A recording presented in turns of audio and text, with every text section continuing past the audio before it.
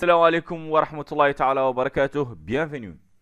Maintenant, on va passer à ce qu'on appelle juste au bout. On va traiter des exercices jusqu'à présent. Parce que là, ça ne reste que traitement des exercices pour vous donner des idées actuellement et la façon de traiter les restes des exercices. Tous ces exercices qu'on traite là, il suffit juste de prendre les autres bacs dans lesquels ont les mêmes traitements des sujets et les mêmes questions. Et vous les essayez, comme ça, vous aurez les mêmes idées. Bon, aujourd'hui, on va traiter ce qu'on appelle le bac D, des multisessions normales, physique. C'est la partie physique jusqu'à présent. Parce que on espère que j'aimerais bien que je termine la partie physique, comme ça je commence par la partie mathématique. Bon, on va traiter l'exercice 4, champ magnétique solénoïde. Bon, un champ magnétique, il y a trois cas. Mais en ce moment, il n'y a que deux cas, parce que le troisième cas, on l'a ajouté à ce qu'on appelle le champ électrique, parce qu'il se mélange trop, parce que il y a ce qu'on appelle le champ électrique, qui a aussi la force de Lorentz, qui est la partie du champ magnétique, mais maintenant, ça fait partie du champ électrique. Et maintenant, dans le champ magnétique, on n'a que deux parties. On a ce qu'on appelle solénoïde et force de la place. On va traiter le vidéo prochaine, Inch'Allah, force de la place. Bon, là, pour vous donner une idée, on va prendre ce sujet qui est l'exercice 4. On a dit au début qu'on néglige le champ magnétique terrestre dans les questions 1 et 3. Alors, un solénoïde de grande longueur L par rapport à son diamètre comporte n spires jonctifs. 1.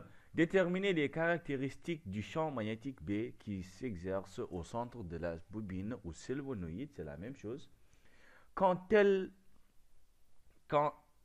est traversée par un courant d'intensité I, direction, sens et intensité. On vous demande ces trois étapes qui sont connues. Et là, on va vous donner les procédures. Application numérique, on vous a donné N, on vous a donné I, on a donné L, la longueur de sphère, et U0. Et l'application est claire. 2. L'axe delta des solénoïdes est perpendiculaire au méridien magnétique du lieu d'expérience et la composante horizontale du champ magnétique terrestre et BH est égale à 2 fois 10 à la puissance moins 5 Tesla.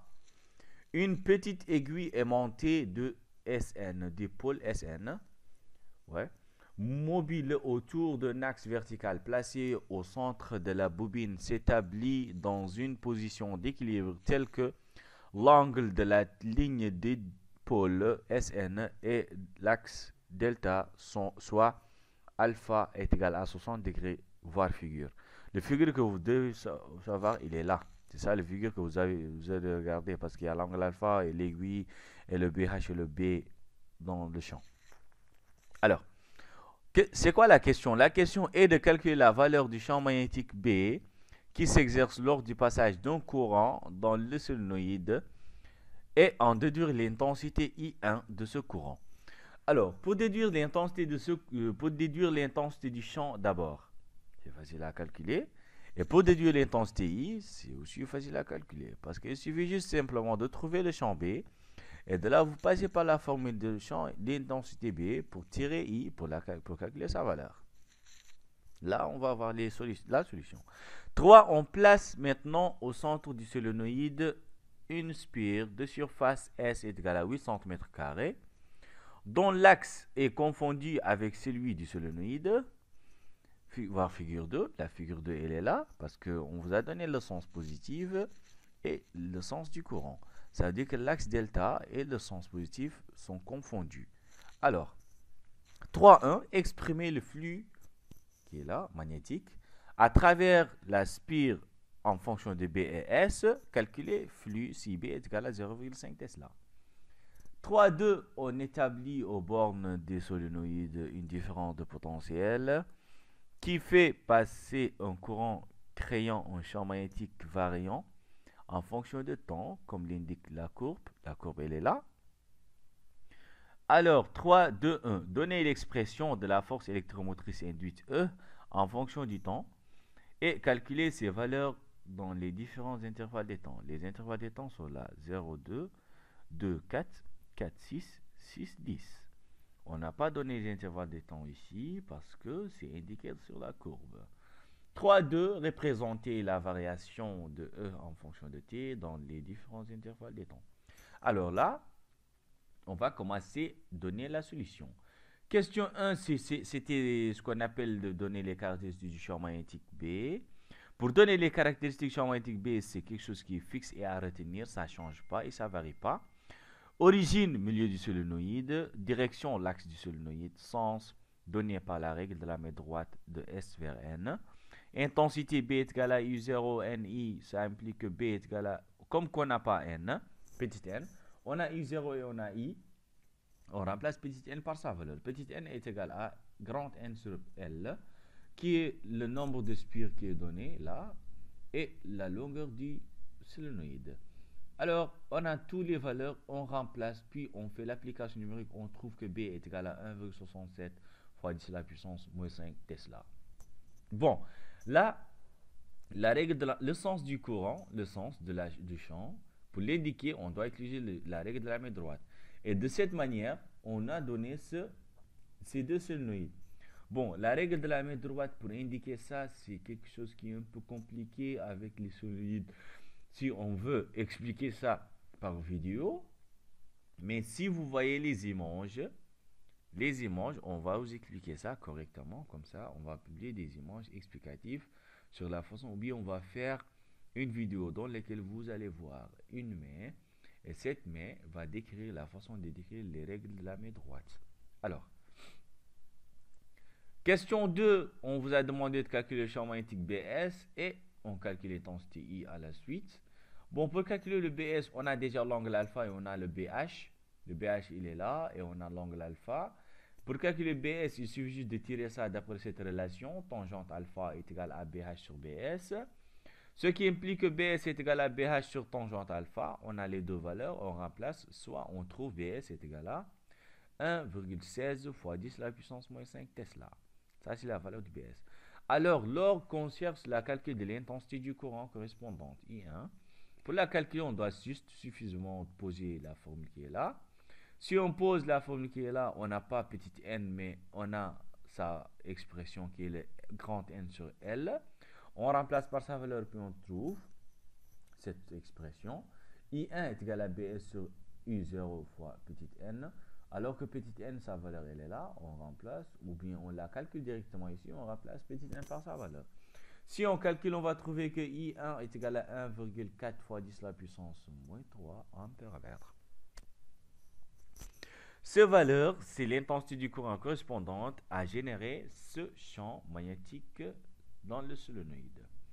Alors, on nous a donné le 3.1 de donner l'expression de flux magnétique à travers du solénoïde, de bien de suivre, en fonction de BS.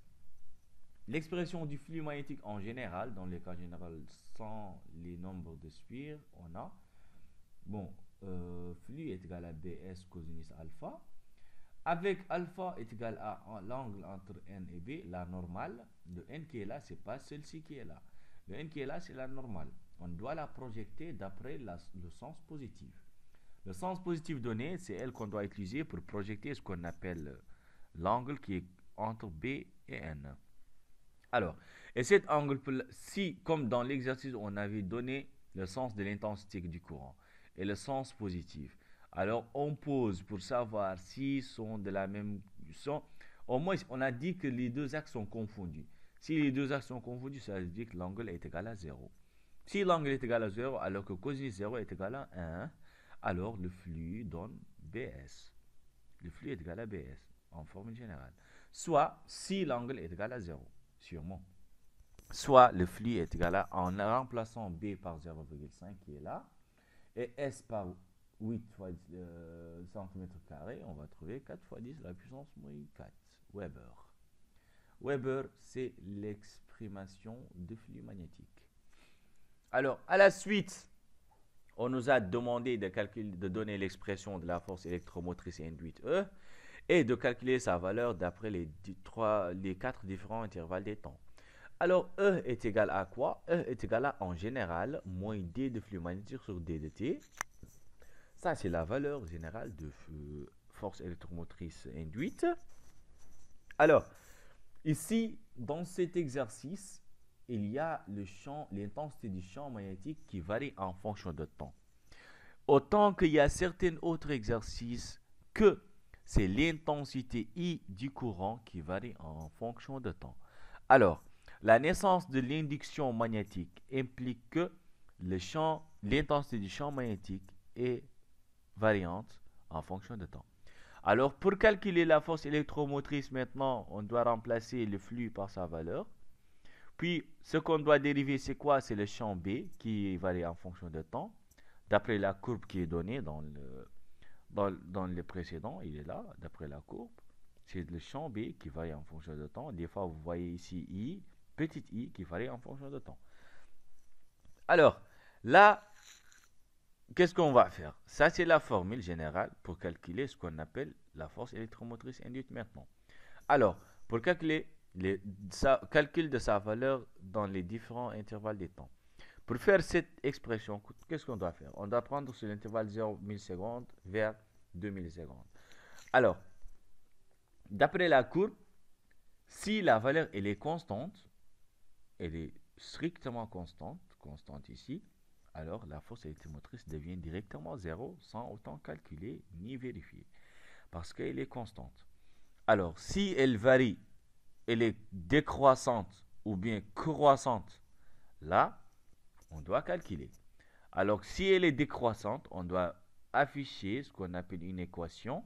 Et si elle est croissante aussi, on doit amener une autre équation.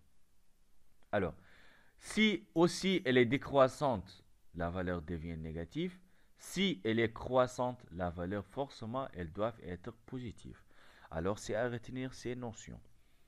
Alors, on a en premier cas sur 2 millisecondes et 4 millisecondes, B, elle est décroissante.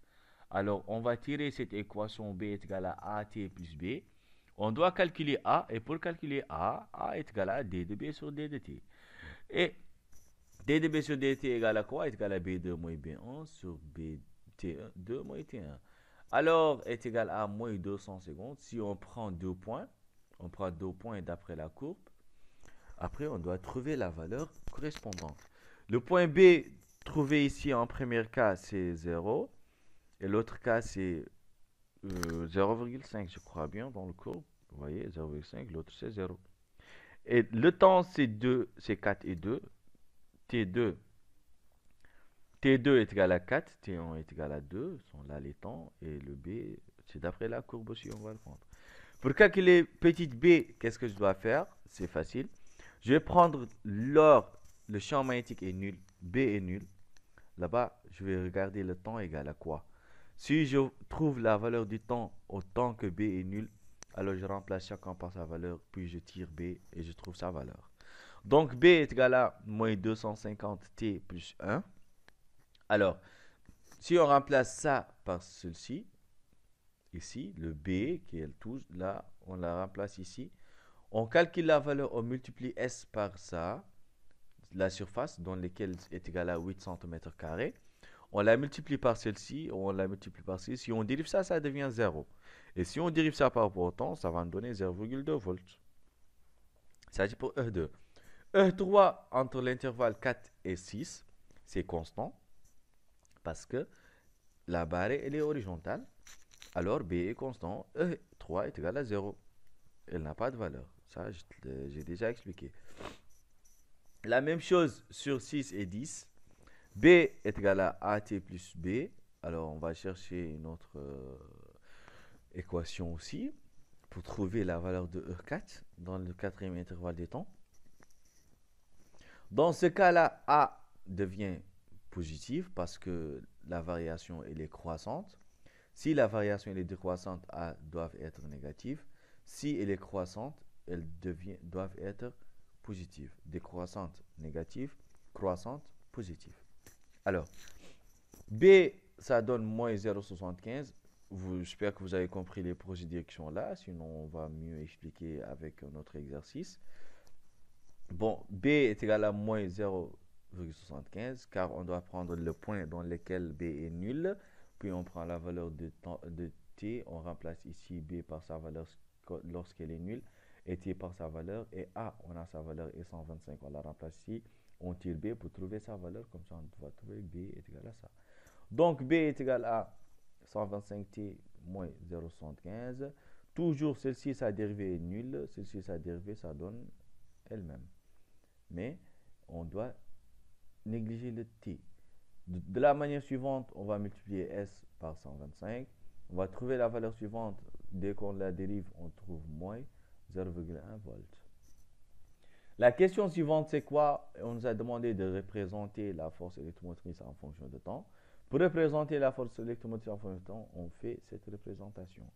On prend les mesures et les résultats qu'on a obtenus. On a obtenu 0,1, 0,2, moins 0,1, moins 0,2. Alors que dans l'intervalle 0 et 2 secondes est égal à nul, c'est 0. Alors E est 0 jusqu'à l'intervalle celle-ci. L'intervalle 2 et 4, E est égal à 0,2 volts. L'intervalle 4 et 6, E3 est égal à 0. Il est là, E3. Ça c'est E1, E2, E3. L'intervalle 6 et 10, l'intervalle E4 est égal à moins 0,1. J'espère que vous avez compris ce qu'on appelle l'induction en général. C'est pas l'auto-induction parce que l'auto-induction, ça fait partie du bac C. On va traiter sûrement un exercice sur ça. Exemplaire, bon, j'espère que j'ai donné un exemplaire sur la façon de traiter ce genre d'exercices parce que c'est important de savoir ce genre d'exercices et comment les traiter.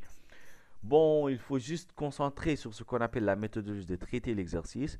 Et si vous trouvez certains blocs, vous pouvez juste passer à ce qu'on appelle la page sur Facebook, PrépaBac MR, ou bien notre contact email ou notre numéro de téléphone. Comme ça, on va vous aider plus pour comprendre la méthodologie de tracer et la méthodologie de traiter l'exercice. Merci d'avoir partagé les vidéos et merci d'avoir invité vos collègues à mieux suivre avec nous et de savoir mieux, plus en plus et de changer d'expérience avec nous. À la prochaine fois, Inch'Allah, le prochain bac corrigé, ça sera sur champ magnétique, force